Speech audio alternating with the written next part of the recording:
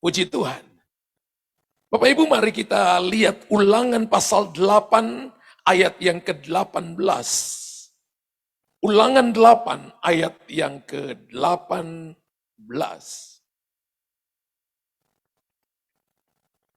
Satu ayat saja kita lihat ayat ini. Alkitab berkata begini, tetapi haruslah engkau ingat kepada Tuhan Allahmu, sebab dialah yang memberikan kepadamu kekuatan untuk memperoleh kekayaan. Dengan maksud meneguhkan perjanjian yang diikrarkannya dengan sumpah kepada nenek moyangmu, seperti sekarang ini ada kata perjanjian dan ada kata kekayaan. Ada the power of the wealth, atau ada urapan untuk memperoleh kekayaan. Berapa banyak Bapak Ibu yang percaya itu? Dan Ulangan 8 ayat 18 berkata bahwa Tuhan memberikan kepada kita urapan untuk memperoleh kekayaan. Salah satu arti dunamos dari Kisah Rasul pasal 2 ayat yang ke-8 adalah, salah satu artinya adalah kuasa untuk menarik kekayaan dan kesehatan. Jadi ketika Bapak Ibu terima Roh Kudus dengan berkata-kata dengan bahasa roh, sebenarnya di dalam diri kita sudah diberikan kuasa untuk menarik kekayaan dan kesehatan. Amin. Dan saya percaya juga bahwa Tuhan mau saudara dan saya mengetahui rahasia firman Tuhan ini. Sehingga hidup kita di muka bumi ini diberkati oleh Tuhan, ada perjanjian berkat Allah. Ingat, kalau janji itu satu pihak, ya. Kalau janji itu satu pihak, tapi kalau perjanjian yang Tuhan berikan kepada kita, harus ada pihak pertama dan pihak kedua. Kita harus mengerti bahwa ada berbagai macam kekuatan, ada berbagai macam power yang diberikan Tuhan kepada orang percaya. Yang pertama adalah kuasa untuk menjadi anak-anak Allah. Sehingga saudara dan saya ketika terima Yesus sebagai Tuhan dan Juru Selamat, maka kita disebut dengan orang percaya. Kita akan melakukan tanda-tanda heran. Contoh dalam Markus pasal 16 ayat 14, 15, 16. 4 tanda ini menyertai orang percaya. Mereka mengusir setan-setan demi namaku. Mereka akan berbicara dalam bahasa-bahasa yang baru bagi mereka. Mereka menginjak ular dan kalajengking. Tidak membahayakan mereka. Dan Alkitab katakan gini, tapi tidak mati. 4 tanda ini akan menyertai orang percaya kuasa untuk menjadi anak-anak Allah. Amin. Ada juga kuasa untuk menyembuhkan. Ada juga kuasa untuk mengusir setan.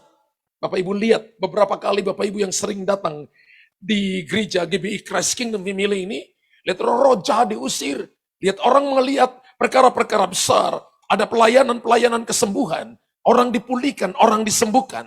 Ada juga urapan untuk memberitakan Injil, urapan untuk menjadi saksi Kristus, dan menyelamatkan jiwa-jiwa bagi Tuhan. Jadi kita bisa lihat bahwa kalau ada orang di sini, yang ketika setiap minggu dia bawa jiwa kepada Tuhan, maka Tuhan berikan kepada dia kuasa.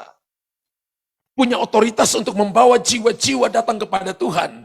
Membawa pribadi-pribadi yang tidak tahu jalan, tidak tahu arah, tidak tahu bagaimana mempergunakan kekayaannya untuk extending the kingdom, untuk memperluas kerajaan Allah.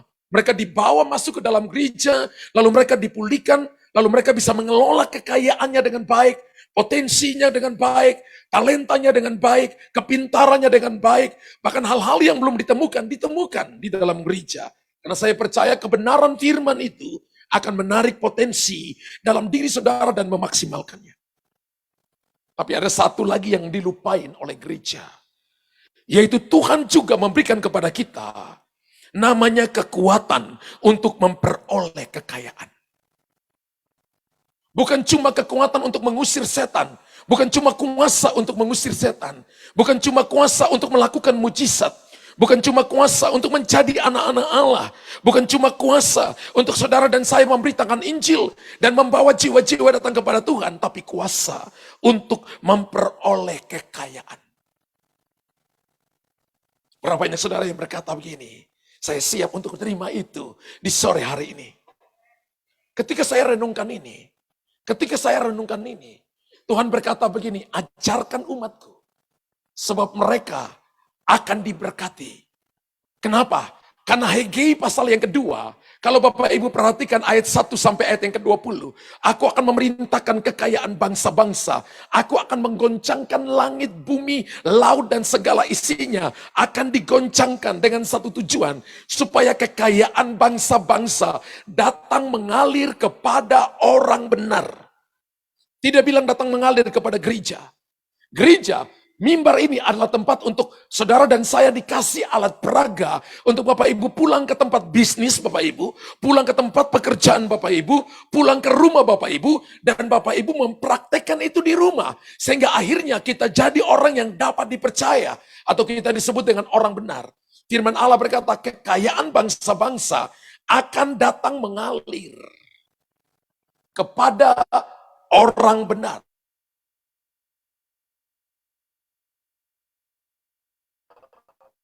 Kepada orang benar.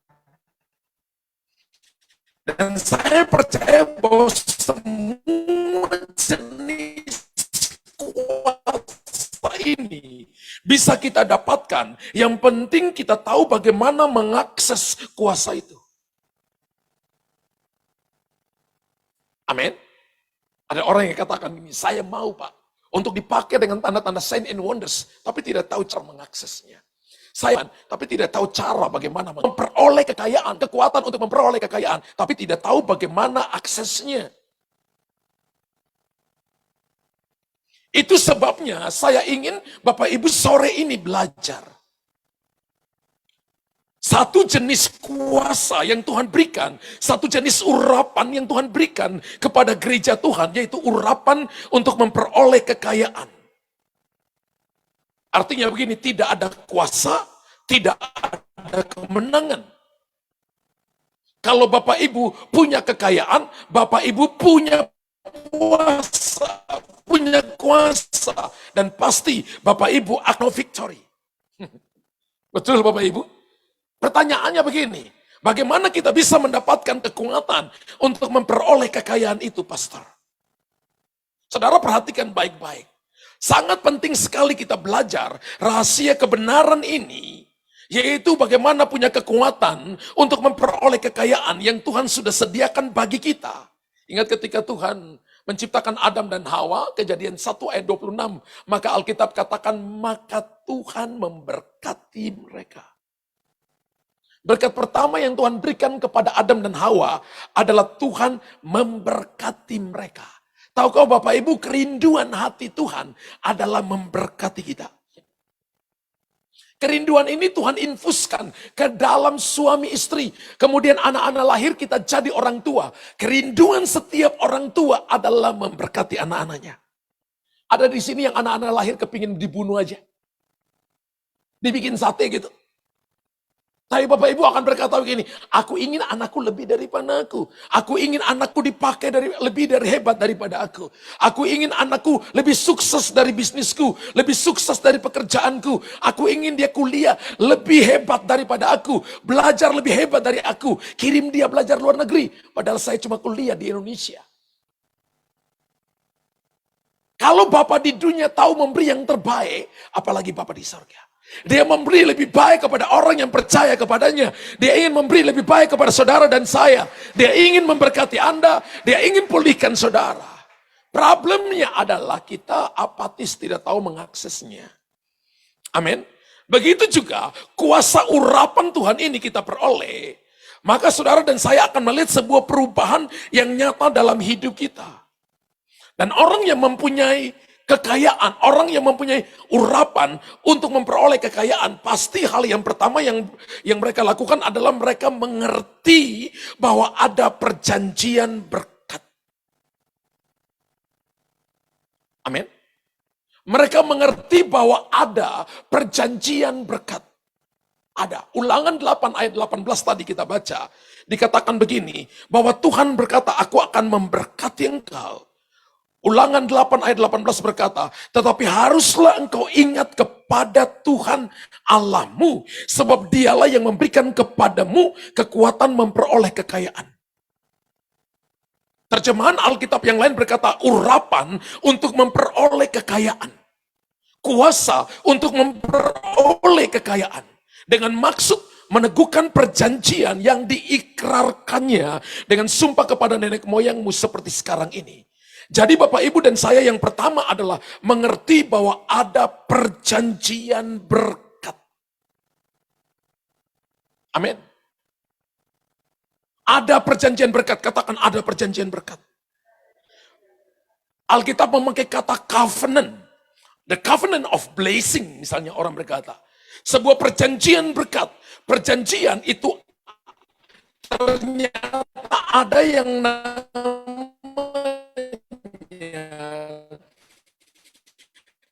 dikatakan begini, perjanjian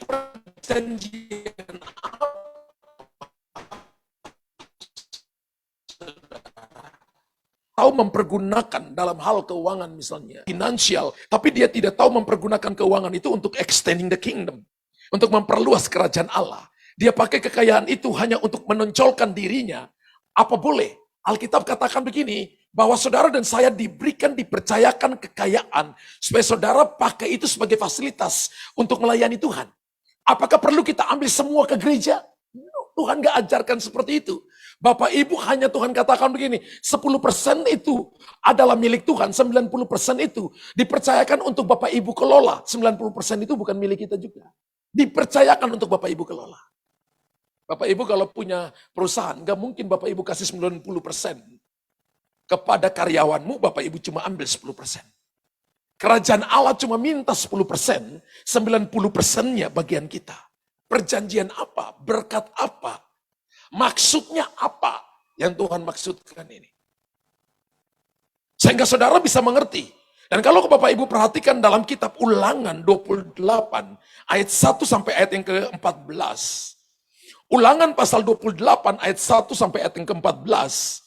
Alkitab katakan ketika kamu mendengarkan firman Tuhan dan kamu melakukannya, diberkatilah kamu di kota, diberkatilah kamu di ladang, diberkatilah buah kandunganmu, diberkatilah bisnismu, diberkatilah pekerjaan tanganmu. Semua yang kamu bawa pulang ke rumah akan jadi berkat di rumah, berkat bagi seisi keluargamu. Sampai ayat 14 kalau Bapak Ibu baca. Itu janji, itu adalah perjanjian berkat. Mengerti tentang perjanjian berkat. Kalau janji itu adalah inisiatif satu orang. Sedangkan kalau kita bicara tentang covenant, bicara tentang perjanjian, maka harus ada ikatan dua pihak. Betul? Ingat ya Bapak Ibu, janji itu satu pihak. Tapi kalau perjanjian, tadi Alkitab berkata dalam Ulangan pasal yang ke-8, dalam Ulangan pasal 8 ayat 18 berkata, untuk meneguhkan perjanjian. Perjanjian bicara bukan satu pihak. Janji satu pihak. Tapi perjanjian adalah ikatan dua pihak. Dan kalau Tuhan berjanji kepada kita, maka Tuhan akan menggenapi janjinya dalam situasi dan kondisi apapun. Ingat Bapak Ibu baik-baik. Kita hidup tidak ditentukan oleh krismon. Krisis moneter. Karena bagi Tuhan krismon, Tuhan sanggup merubahnya menjadi Kristus menolong. Gak ada tepuk tangan. Orang berkata, Pak, kita masuk dalam resesi. Tuhan sanggup merubah resesi menjadi resepsi. Haleluya. Amin. Tuhan sanggup untuk memenuhkan semua perjanjiannya dalam situasi, dalam kondisi apapun. Tetapi kalau kita hidup di dalam perjanjian kita dengan Tuhan, maka perjanjian itu ada tanggung jawab pihak pertama, ada tanggung jawab pihak kedua. Ingat Bapak Ibu, covenant of blessing, perjanjian berkat harus Bapak Ibu mengerti. Kalau Bapak Ibu mau dapat urapan ini, mengerti tentang perjanjian berkat lebih dulu. Katakan, saya harus mengerti perjanjian berkat, saya harus mengerti. Ya. Kita harus mengerti perjanjian berkat. Saya pernah menandatangani sebuah perjanjian, saya pihak kedua, yang ada pihak pertama, ada saya pihak pertama, ada yang pihak kedua. Saya harus baca itu baik-baik, jangan sampai itu bisa merugikan saya dan sebagainya. Sehingga kalau saya tanda tangan nanti ke depan saya rugi atau dan sebagainya. Bapak Ibu harus mengerti perjanjian yang Tuhan berikan kepada kita. The covenant of blessing harus mengerti. Kenapa sampai Bapak Ibu harus baca Alkitab? Supaya mengerti tentang perjanjian berkat itu.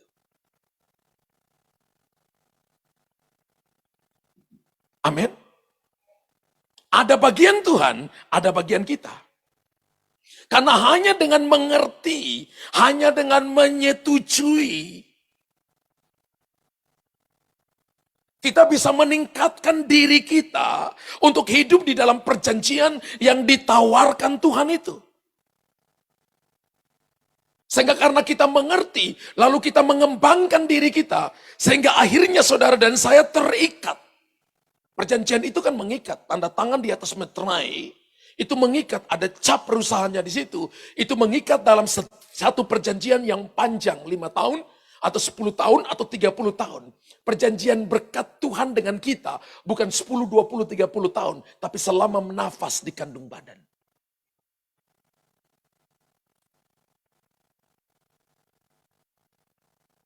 Dan ini harus menjadi kerinduan saudara dan saya.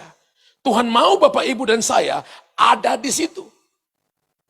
Kita terikat dengan perjanjian ini untuk melakukan bagiannya dalam perjanjian itu. Jadi jangan sampai saya mau berkat tapi tidak mau baca Alkitab. Saya mau berkat tapi tidak mau doa. Saya mau berkat tapi tidak mau ibadah.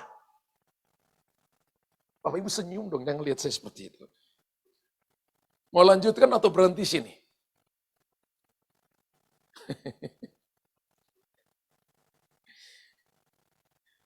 Saya yakin Bapak Ibu pernah dengar ada orang yang membuat perjanjian dengan setan.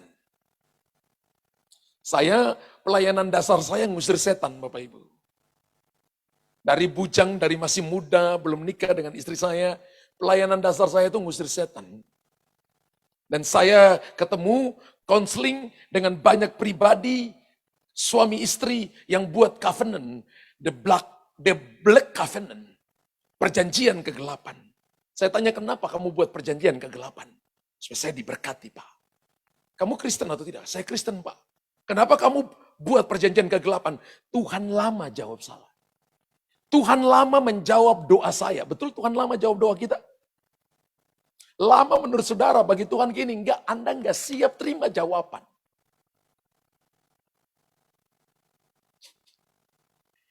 Kita enggak siap terima jawaban, kita enggak siapkan hati kita.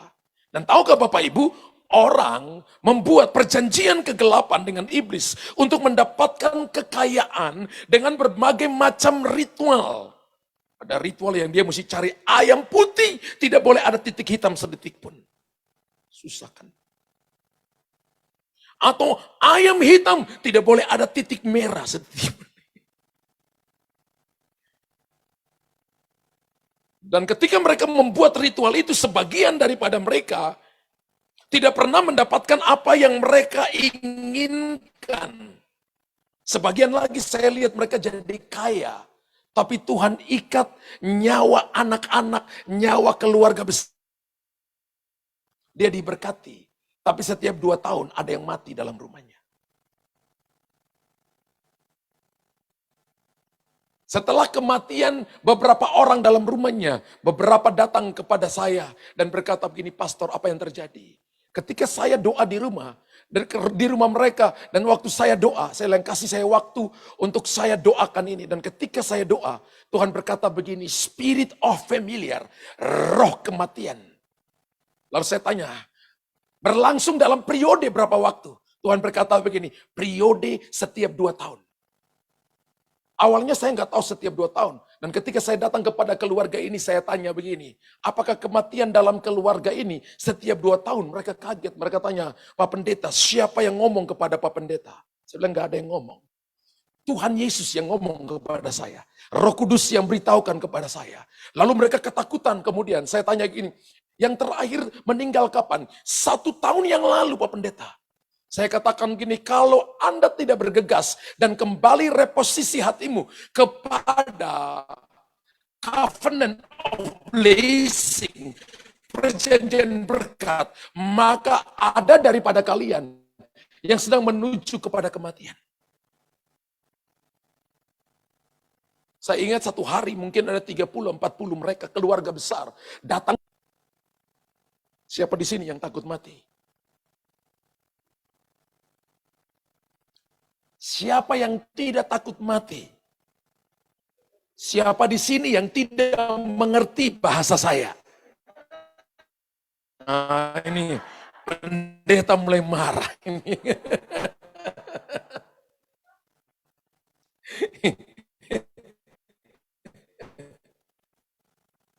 Rasul Paulus katakan, bagiku hidup adalah Kristus dan mati adalah untung, terugi. Perjanjian kegelapan, ini perbedaan membuat perjanjian Tuhan dengan perjanjian iblis. Anda buat perjanjian dengan Tuhan, Tuhan jamin seluruh hidupmu. Amin. Di luar Tuhan, Anda bisa kaya di bumi, tapi saudara dan saya kehilangan keselamatan. Anda hari ini tinggalkan Yesus, Anda bisa kaya raya di bumi.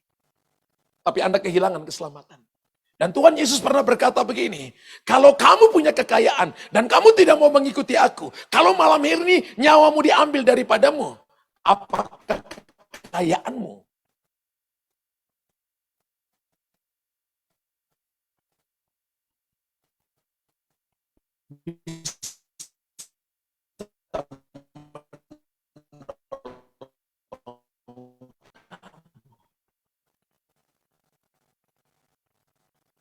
Kehilangan keselamatan. Itu kalau saudara dan saya membuat perjanjian dengan Tuhan, maka Anda dan saya akan diberkati di bumi. Diberkati juga di surga. Berapa banyak yang mau diberkati di bumi? Berapa banyak juga yang mau diberkati di surga? Nikodemus ketika dia menolong pembangunan bait Allah di Israel, suka berdoa, malaikat terbang kepada dia dan berkata begini, Nikodemus, doamu dan persembahanmu sudah diterima di surga. Bapak Ibu kan sebentar nanti kasih persembahan kan diterima di bumi kan. Di surga itu nggak ada rupiah, nggak ada dolar, saudara. Yang sampai di surga apa? Kemurahan hatinya. Kebaikan, doa sampai ya. Di surga nggak ada rupiah, di surga nggak ada dolar. Mata uang dalam kerajaan Allah di surga itu iman. Bukan rupiah atau dolar. Tapi Tuhan pakai rupiahmu, Tuhan pakai dolarmu untuk melihat hatimu. Apakah ada kemurahan? Atau yang ada adalah pelit dan medit. Di sini nggak ada kan? Anda semua orang murah hati, dari muka mata natap saya, semua murah hati. Tolong buka masker dulu, senyum untuk saya di depan. Haleluya. Anda akan menikmati berkat supranatural yang akan membuat hidup kita berbeda. Bapak Ibu dengar ini baik-baik. Orang-orang yang diberkati dan dipakai Tuhan secara luar biasa di dalam hidupnya adalah mereka yang berani membuat perjanjian Tuhan di dalam hidupnya. Mereka berani membuat sebuah perjanjian, berani membuat yang namanya covenant of blessing. The covenant of blessing dalam hidupnya. Dia mau melakukan bagiannya. Mau hidup sungguh-sungguh. Jangan hidup ordinary, Bapak Ibu. Jangan jadi orang Kristen yang biasa. Berdoa asal-asalan, doa tidur Tuhan berkati suamiku, istriku, berkati jaga rumahku, mobilku, berkati anak-anakku, berkati blekiku dalam nama Yesus, amin. Doa tiap malam cuma jaga-jaga. Kalau saya Tuhan, saya bilang memang gue satpam.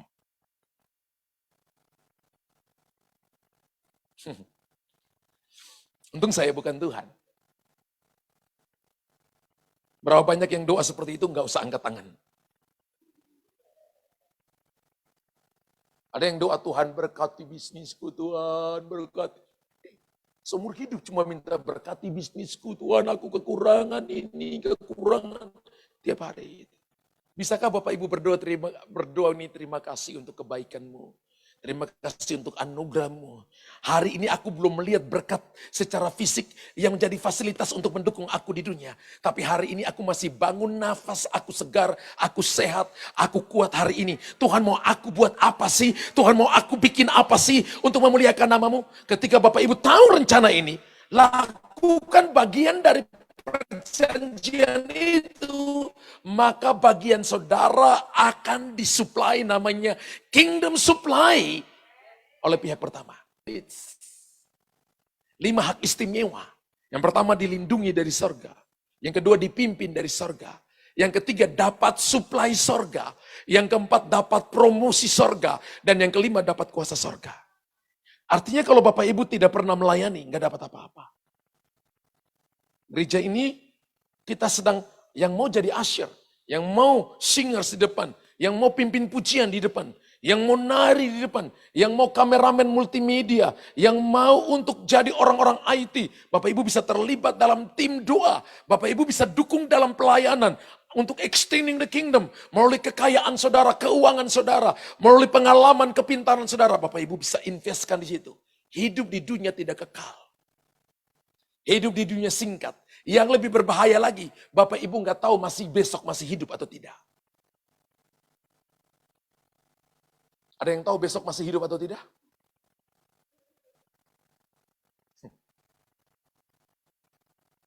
Nggak tahu. Nah saya percaya begini bahwa orang yang diberikan kehebatan spesial, urapan khusus saya sebut ini, the special anointed.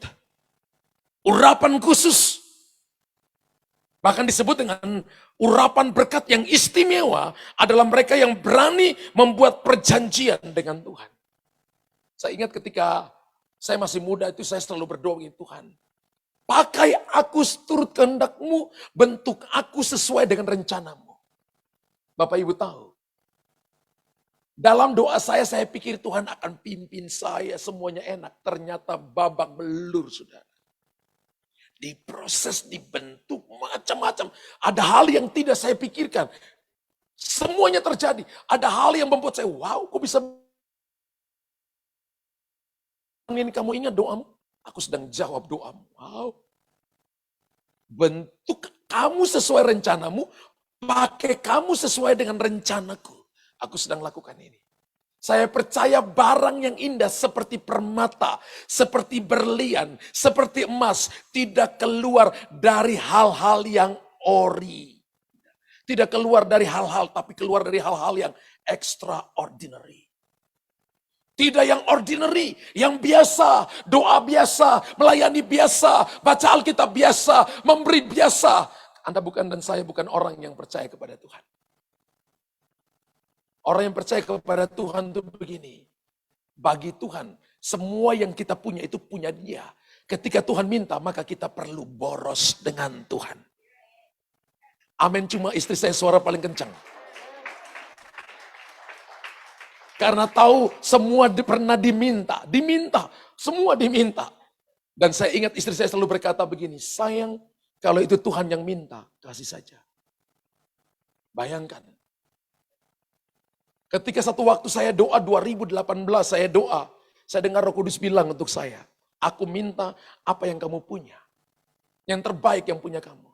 Saya bilang hidupku aku udah serahkan 30 tahun ini Tuhan. Dia bilang aku tahu. Tapi aku tidak minta hidupmu. Aku tahu kamu sudah serahkan untuk aku. Apa yang bisa kamu berikan, yang kamu punya sekarang, yang kamu berikan. Saya mulai pikir ada mobil, tapi apa cukup untuk bangun gedung gereja? Enggak cukup. Lalu tiba-tiba ada suara lembut berkata begini, rumah kamu. Ketika itu muncul, saya nggak rasa takut.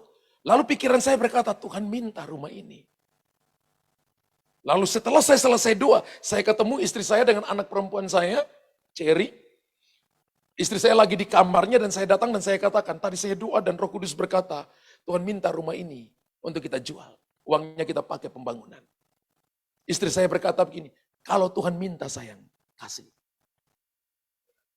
Besoknya saya masuk kantor, saya minta anak-anak di kantor bikin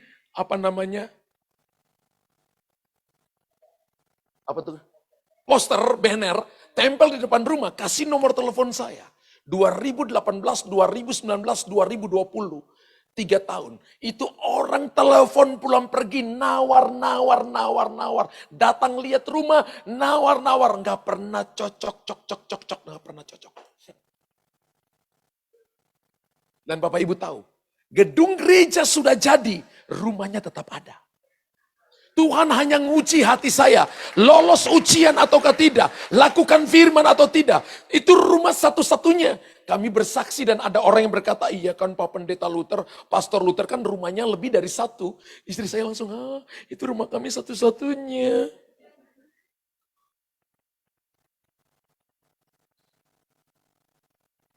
Kalau Bapak Ibu takut berikan Ishakmu, Bapak Ibu tidak akan diberkati oleh Tuhan. Ingat kata worship pertama kali itu. Ketika Kejadian pasal 22, Abraham berkata kepada bujangnya, tunggu di sini. Aku dan anakku akan pergi sembayang. Terjemahan Alkitab King James Version berkata, kami akan pergi worship. Worship itu ada unsur korbannya di dalam. Worship itu adalah bagian daripada Bapak Ibu dan saya mengerti bahwa saya sedang melakukan bagianku untuk saya ada dalam the covenant of blessing. Untuk mengerti tentang panggilan diberkati. Saya dari keluarga sederhana. Papa saya petani, mama saya jualan. Bapak Ibu tahu, tapi sekarang ini semua anak-anaknya, kami semua jadi hamba Tuhan, melayani Tuhan. Anak-anak satu keluarga melayani Tuhan. Kami dari keluarga sederhana. Tapi ketika saya kecil, saya katakan begini, saya mungkin lahir dari keluarga yang sederhana. Tapi saya lahir dengan tujuan Tuhan. Saya akan lebih baik dari papa mama saya. Satu waktu saya akan memberkati mereka. Satu waktu saya akan memberkati keluargaku. Satu waktu saya akan memberkati banyak orang. Saya akan jadi orang yang diberkati. Karena saya ada di dalam the covenant of blessing. Saya mau menghidupi firman-Mu dan melakukan kebenarannya. Tuhan tidak lihat, saya lihat ada yang lahir dari keluarga kaya raya. Tapi endingnya hidup di dalam kekurangan dan kemiskinan. Dikejar-kejar hutang. Tapi saya lihat ada orang yang lahir dari keluarga yang sederhana. Tapi tahu tujuan hidup. Ujungnya mereka adalah orang yang diberkati Tuhan. Dan menjadi berkat bagi banyak orang. Siapa Daud? Dari cuma punya 2-3 ekor domba. Jadi raja atas Israel 40 tahun. Dan Tuhan bikin perjanjian dengan dia. Kalau keturunanmu hidup melakukan perjanjianku. Takhta ini tidak akan pernah beranjak daripada keturunanmu. Hidup Bapak Ibu hari ini menentukan generasi kita seperti apa. Itulah sebabnya hari ini saya ingin menantang Anda dan saya untuk kita membuat deal dengan Tuhan. Membuat deal khusus untuk sebuah perjanjian dengan Tuhan ini. Jangan membuat perjanjian dengan setan. Jangan membuat perjanjian dengan dunia. Hari ini Bapak Ibu nyangkal Yesus, Anda bisa kaya raya. Tapi keluargamu menuju kepada kebinasaan. Betul? Kita nggak memperoleh apapun. Tapi kalau sebaliknya kita diberkati kaya raya. Kita tahu bahwa Tuhan pakai kita di situ. Untuk jadi berkat, menjadi fasilitas. Untuk menolong dan memperluas kerajaan Allah. Bahwa kalau kita mau punya perjanjian berkat, Bapak Ibu harus hidup seperti tadi. Yang kedua, bagaimana caranya kita membuat perjanjian dengan Tuhan? Bagaimana pastor caranya buat perjanjian dengan Tuhan? Betul? Dalam Alkitab ada seorang laki-laki yang bernama Abram, yang berani deal, yang berani buat perjanjian dengan Tuhan. Abram itu artinya Bapa yang mulia. Nanti diganti namanya dalam Kejadian 17, Abraham, Bapa segala orang percaya, Bapa orang beriman. Betul? Sarai, pakai i di belakang artinya suka bertengkar. Sarah baru ibu raja-raja, ibu bangsa-bangsa. Di sini suka bertengkar, kalau masih suka bertengkar berarti belum bertobat. Haleluya. Kita harus mengalami yang namanya sebuah encounter with God, sebuah perjumpaan pribadi dengan Tuhan, itu akan merubah hidup saudara. Satu orang Yakub, satu kali saja berjumpa dengan Tuhan, hidupnya diubahkan. Saulus satu kali saja berjumpa dengan Tuhan, maka dia bukan lagi Saulus seorang pembunuh, pengejar orang Kristen, dia menjadi Paulus yang menulis 14 kitab perjanjian baru. Dulu saya hidup berantakan. Tapi satu kali saya berjumpa dengan Tuhan, hidup saya diubahkan oleh Tuhan. Saudara juga dulu seperti itu. Tapi ketika kita berjumpa dengan Tuhan, hidup kita diubahkan oleh Tuhan. Bagaimana caranya kita membuat perjanjian dengan Tuhan? Alkitab katakan, Tuhan memberikan contoh kepada kita, seorang yang berani deal, yang berani membuat perjanjian dengan Tuhan. Namanya adalah Abraham. Kalau Bapak Ibu perhatikan kitab Kejadian pasal 12 ayat 1 sampai ayat yang ketiga. Kitab Kejadian pasal 12 ayat 1 sampai ayat yang ketiga. Kejadian pasal 12 ayat 1 sampai ayat yang ketiga saya baca kepada Bapak Ibu. Berfirmanlah Tuhan kepada Abram, pergilah dari negerimu dan dari sanak saudaramu dan dari rumah bapamu ini ke negeri yang akan kutunjukkan kepadamu. Aku akan membuat engkau menjadi bangsa yang besar dan memberkati engkau serta membuat namamu masyhur dan engkau akan menjadi berkat. Ayat 3, aku akan memberkati orang-orang memberkati engkau dan mengutuk orang-orang yang mengutuk engkau, dan olehmu semua kaum di muka bumi akan mendapat berkat. Wow. Oleh Abraham, bagaimana cara membuat perjanjian dengan Tuhan. Tuhan saya pakai contoh Abraham hari ini.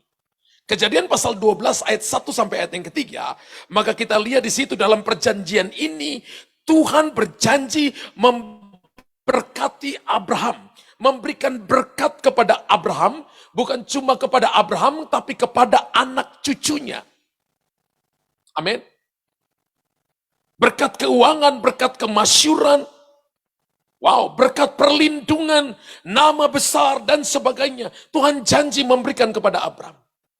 Alkitab berkata begini, ada 5 janji di situ. Dalam ayat 1 sampai ayat 3, aku akan membuat engkau menjadi bangsa yang besar. Bangsa yang besar itu adalah berkat bagi anak cucu. Berkat yang akan turun kepada the next generation, new generation. Amin. Berkat anak cucu. Alkitab katakan membuat engkau menjadi berkat bagi bangsa yang besar. Yang kedua, aku akan memberkati engkau. Memberkati di sini dalam hal finansial. Memberkati dalam hal keuangan. Berapa banyak yang mau diberkati dalam hal keuangan? Gak usah angkat tangan, dari senyum sudah tahu. Ya. Aku akan membuat namamu masyhur. Berkat kemasyhuran. Berapa banyak yang mau namanya masyhur? Berapa banyak yang mau nama masyhur? Dipuji orang. Wah, kamu tahu nggak orang itu? Wow. Manusia suka dipuji dan Alkitab katakan jangan suka pujian. Iya, karena pujian bisa membuat Anda jatuh. Amin. Tapi balikan pujian, hormat, kemuliaan bagi nama Tuhan. Sebab Tuhan kita suka dipuji, disembah. Tepuk tangan bagi Tuhan. Tepuk tangan yang meriah bagi Tuhan. Berkat yang keempat adalah engkau akan menjadi berkat. Diberkati untuk memberkati.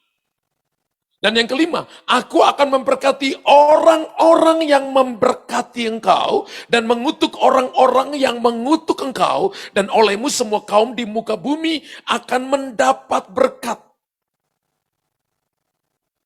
Alkitab katakan berkati orang yang diberkati Tuhan.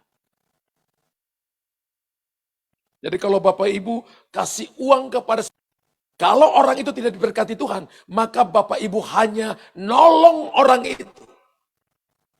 Tapi kata blessing hanya dipakai kepada orang yang blessing. Berkati orang yang diberkati. Ada yang berkata gini, kan dia sudah diberkati, jangan diberkati. Itu prinsip yang salah, yang keluar dari firman Allah. Prinsip yang benar adalah siapa diberkati, harus terus diberkati. Supaya perjanjian itu menjadi perjanjian yang kokoh, supaya kita bisa memberkati orang lain. Amin. Salah satu misi daripada GBI Christ Kingdom Family adalah assist the poor. Nolong orang miskin. Saya pakai kata assist the poor. Nolong, kita menolong orang miskin. Kita bukan pantai sosial, tapi kita adalah gereja Tuhan yang tidak hanya cuma kasih langsung roti kepada mereka atau kasih ikan kepada mereka, Tapi waktunya kita kasih benih dan kasih kail untuk mereka pancing. Dan perahu untuk mereka dia tolak ke tempat yang dalam. Supaya dia tahu cara memancing, cara membajak, menyiapkan irigasi, membangun lumpung, bagaimana mengairi air, dan bagaimana mengatur keuangannya. Supaya benih yang tadi dikasih itu tumbuh, lalu akhirnya berbuah lebat, dia bisa memberkati banyak orang. Satu pancing itu akan menjadi pancing-pancingan yang lain. Satu perahu itu akan menjadi perahu-perahu yang lain. Sehingga bisa nolong orang lain. Kita bisa lakukan itu di dunia kerja kita. Kita tidak hidup untuk diri kita sendiri. Tapi kita hidup juga untuk pikir orang lain. Bagaimana kalau orang tidak berterima kasih? Enggak apa-apa. Apa yang Bapak Ibu lakukan sesuai kebenaran, jadi kebenaran. Tuhan akan balas Bapak Ibu berlipat kali ganda. Amin. Alkitab katakan begini, Tuhan terikat kepada Abraham untuk melakukan semuanya itu. Melakukan perjanjian itu, the covenant of blessing tadi itu. Tuhan terikat dengan Abraham. Kalau Abraham setuju untuk masuk di dalam perjanjian Tuhan dan mulai melakukan bagiannya dalam perjanjian itu dengan setia, maka apa yang harus dilakukan oleh Abraham? Tuhan lakukan bagian Tuhan. Lalu bagian Abraham itu apa? Alkitab berkata dari ayat yang tadi kita baca itu, Alkitab berkata dalam Kejadian pasal 12 ayat 1, Alkitab berkata begini, apa yang harus dilakukan oleh Abraham? Pergi dari negerimu. Ini berbicara tentang meninggalkan pola pikir yang lama. Bapak Ibu tahu nggak pertobatan itu masalah tentang metanoia. Metanoia itulah change your mind, change your heart. Merubah pola pikir, merubah sikap hati. Kalau kita datang dengan pola pikir yang saya dulu kan begini, kita nggak layak di hadapan Tuhan. Kita harus datang ke hadapan Tuhan dengan hati yang mau belajar. Pergi dari negerinya. Pada masa itu, negeri Abraham yang namanya Ur-Kasdim, itu adalah kota metropolitan. Kota yang sangat maju pada masa itu. Dan Tuhan berkata kepada Abraham, pergi dari negerimu. Tinggalkan pola pikirmu yang lama. Di negerinya Abraham sudah terbiasa dengan pola pikir yang orang tidak mengenal Allah. Mereka buat berhala, mereka menyembah berhala, mereka menyembah falsafah dunia. Aturan mainnya adalah aturan main dunia ini. Kalau mau sukses, caranya ya harus berani menipu, harus berani mencuri, harus melakukan hal yang tidak berkenan di hadapan Tuhan. Jatuhkan orang lain. Bagaimana kita bisa sikut orang itu supaya dia tersingkir lalu kita naik di atas dia. Adik dan kakak gak apa-apa. Ini namanya juga kerja. Bagaimana saya bisa berdiri di atas kepalanya. Apakah begitu Alkitab ajarkan? Nehi. Tidak. Tuhan berkata kepada Abraham, keluar dari pola pikir yang lama. Kalau kita melayani baru kita cemburu, kenapa dia dipakai Tuhan aku enggak ya. Padahal Bapak Ibu malas berdoa, malas baca Alkitab, tapi cemburu dengan orang yang rajin doa. Yang rajin baca Alkitab kan, something wrong with you.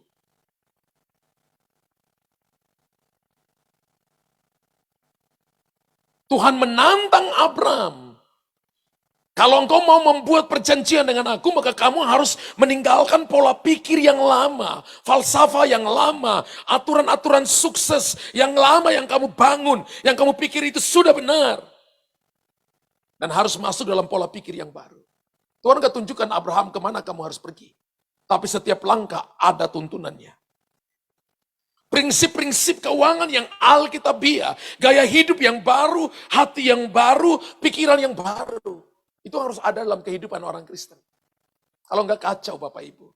Ada orang yang datang kepada saya, dan ketika saya doakan dia, saya katakan maaf. Saya lihat bahwa kehidupan kamu enggak pernah kasih perpuluhan kepada Tuhan.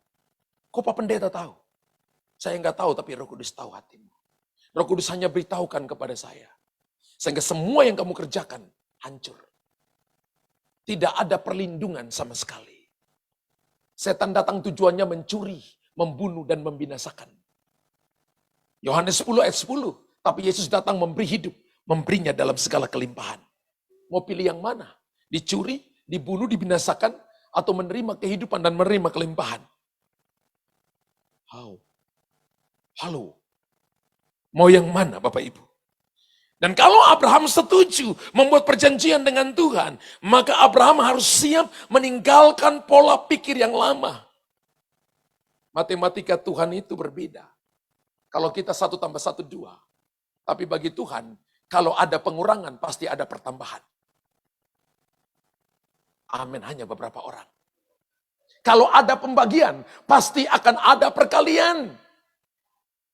Aminnya terpaksa amin. Ya. Bapak Ibu enggak amin dengan hati yang benar-benar bersuka cita. Hati yang tulus. Dan saya lihat itu dalam pelayanan yang Tuhan pimpin kami. Di tengah-tengah situasi enggak mungkin kami bisa membangun gedung gereja dengan uang yang begitu banyak.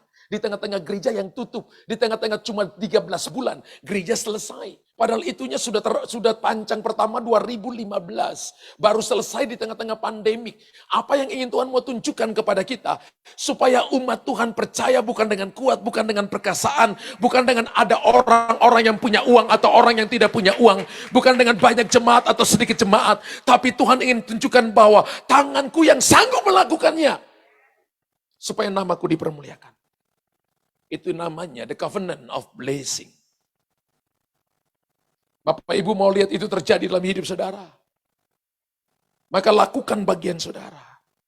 Tuhan sanggup melakukan jauh melebihi yang kita perhitungkan, yang kita perkirakan, yang bisa kita lihat, yang bisa kita dengar. Tuhan punya 1001 cara untuk nolong saudara. Bahkan yang kedua, bukan cuma Alkitab berkata bahwa Alkitab berkata bukan pergi dari negerinya saja. Firman Allah berkata pergi dari sanak saudaranya dan dari rumah bapaknya. Berbicara tentang meninggalkan sumber berkat yang lama dan menjadikan Tuhan satu-satunya sumber berkat. Pergi dari rumah bapamu. Alkitab berkata bahwa orang tuanya pembuat patung. Bahkan mereka punya tempat produksi patung pada masa itu, orang menyembah patung. Berarti keluarganya keluarga kaya raya. Abraham hidup berkelimpahan di situ. Tuhan katakan tinggalkan rumah bapamu, tinggalkan sumber berkat yang lama dan pergi kepada sumber berkat yang baru.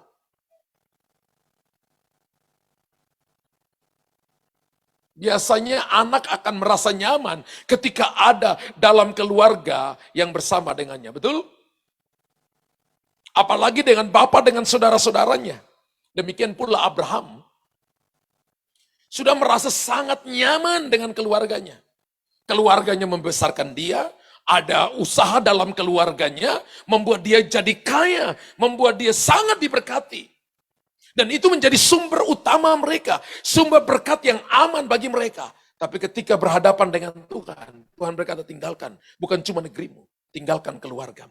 Tinggalkan sumber berkat yang lama. Kembali kepada sumber berkat yang aku janjikan kepada engkau. Kan ini kan the covenant of blessing.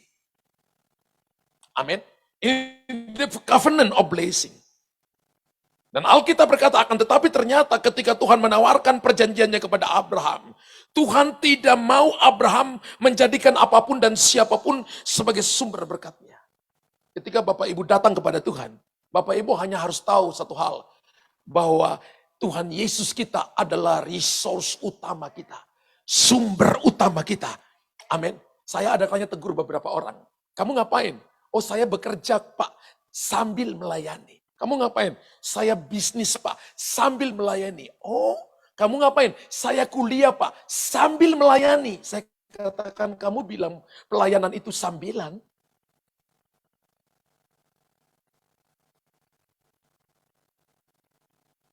Dia bilang pelayanan, melayani Tuhan itu sambilan.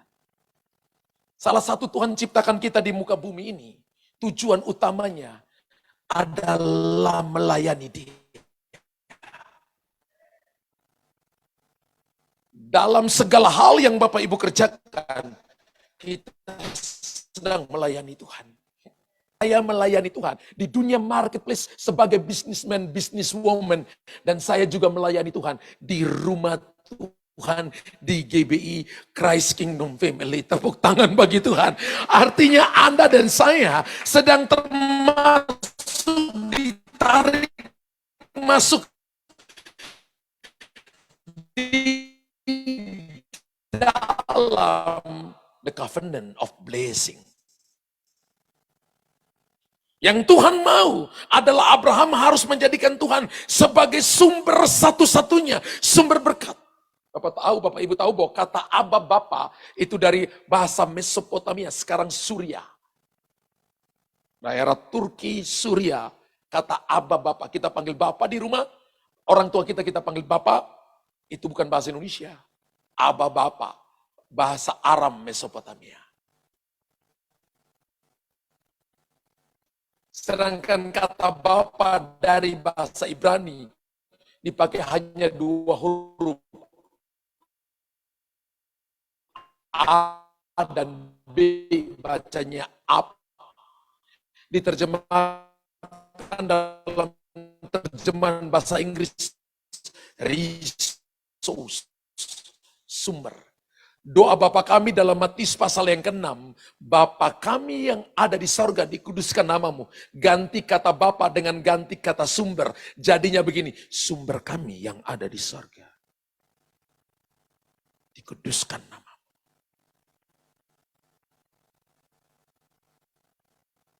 Tuhan kasih kita sebuah platform yang sangat-sangat luas. Karena Tuhan gak mau kita dapat ikan. Tuhan berkata begini, tebarkan jalamu di sebelah kanan perahu.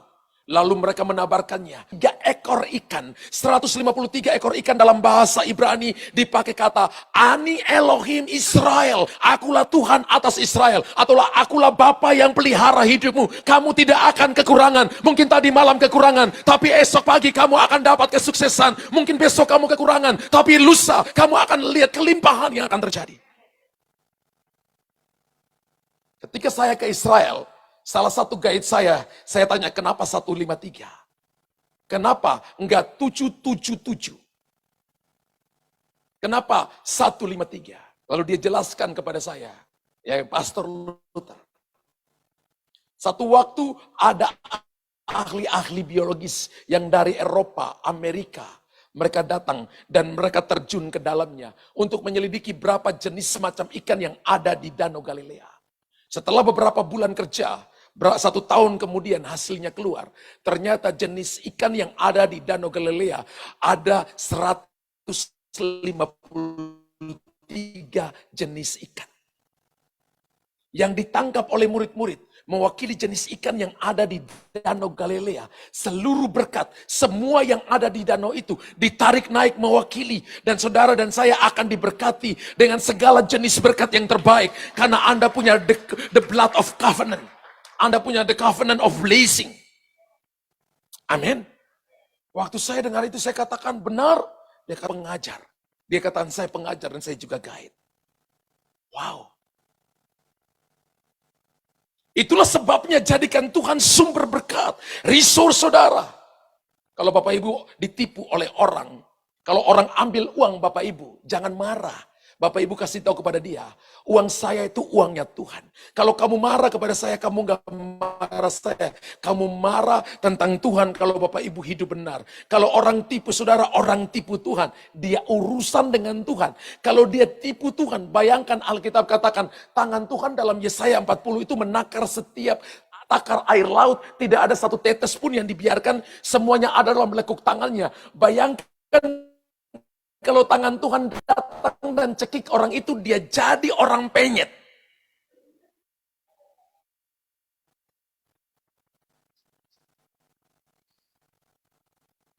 Banyak kali ketika orang lakukan kita tidak baik, kita ikut marah, kita tersinggung, kita nggak bisa tidur, kita nangis bombay.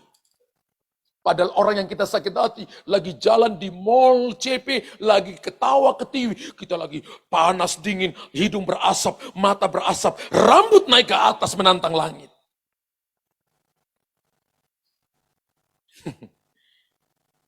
Jadikan Tuhan sumber berkat. Yang ketiga, pergi ke negeri yang akan kutunjukkan kepadamu. Itu berarti bahwa kita hidup dan berjalan bersama Tuhan sepenuhnya. Yang akan tunjukkan negeri itu Kanaan itu artinya adalah tempat paling rendah. Tuhan berjalan sepenuhnya dengan saudara. Berapa banyak yang percaya Tuhan berjalan sepenuhnya dengan Anda? Kita tidak lagi separuh-separuh mengikuti Tuhan. Kalau gue senang gue pergi ke gereja. Kalau senang gue berdoa. Itu namanya Kristen emprit. Tahu burung emprit? Kalau satu terbang, semua terbang. Kalau tidak ada yang terbang, semua tetap diam. Dia nggak pergi, gue nggak pergi. Dia nggak doa, nggak doa. Dia nggak ibadah, gue nggak. Itu Kristen emprit. Ada 3 jenis orang Kristen. Kristen yang kedua adalah Kristen ayam kampung. Kalau ada masalah, kau ketek. Terbangnya cuma 2 meter, tapi ributnya satu negara dengar.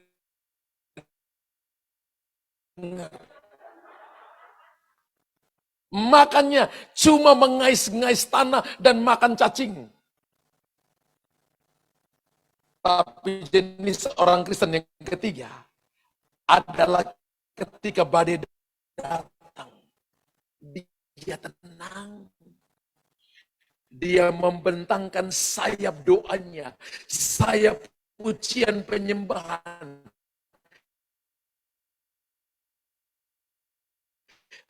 Dia mengangkat wajahnya dan berkata, angkatlah wajah. Rajamu tiba, sujud dan sembah. Adalah Raja Wali saudara dan saya yang akan terbang tinggi melintang mendapat kekuatan baru. Mereka seumpama Raja Wali yang naik terbang dengan kekuatan sayapnya. Kristen Raja Wali. Jangan Kristen emprit, dia nggak pergi. Kasih tahu kiri kanan, aku bukan Kristen emprit. Ayo Bapak Ibu kasih tahu kiri kanan, aku bukan Kristen emprit. Apalagi ayam kampung. Cocok jadinya smash chicken. Ayam penyet. Aku adalah Raja Wali yang dewasa. Yang akan terbang tinggi. Yang mempergunakan berkatnya. Katakan haleluya. Amin. Alkitab berkata Tuhan ingin berkati kita. Kalau kita membuat deal sama Tuhan. Itu berarti dia bersedia untuk taat melakukan apapun. Dan saudara juga harus juga taat melakukan apapun. Ketika Bapak Ibu hidup seperti itu, maka dibangunlah sebuah kualitas berkat supranatural sangat ditentukan oleh kualitas hidup di mana Anda berjalan dengan Tuhan. Mau ulangi perkataan itu ya. Berkat supranatural sangat ditentukan oleh kualitas hidup kita berjalan di dalam hal-hal supranatural.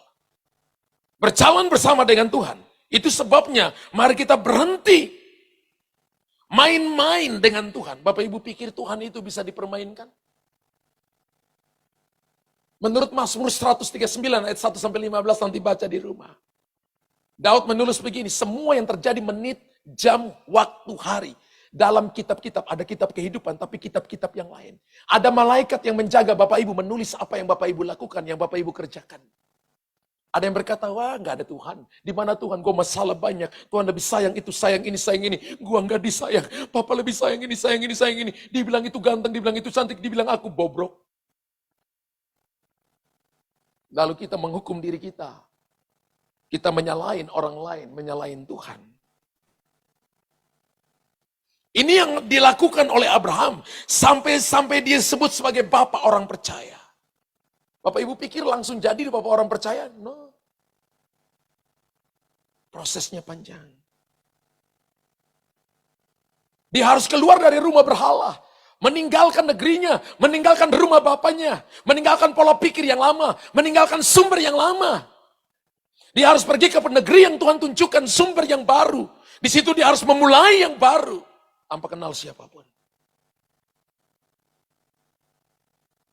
Orang yang hebat itu adalah bukan waktu dia memulai, tapi bagaimana dia mengakhirinya. Saya ulangi Bapak Ibu. Orang yang hebat itu memulai bukan waktu dia gagal, lalu orang berkata dia sudah gagal. Tapi orang yang hebat itu adalah ketika dia jatuh, dia bangkit kembali. Dan dia katakan ini cuma sebuah perjalanan. aku belum sampai pada tujuan. Saudara akan melihat janji-janji berkat, pemulihan, the covenant of blessing akan tercurah atas hidup saudara. Kita akan diberkati sehingga kita menjadi berkat bagi banyak orang.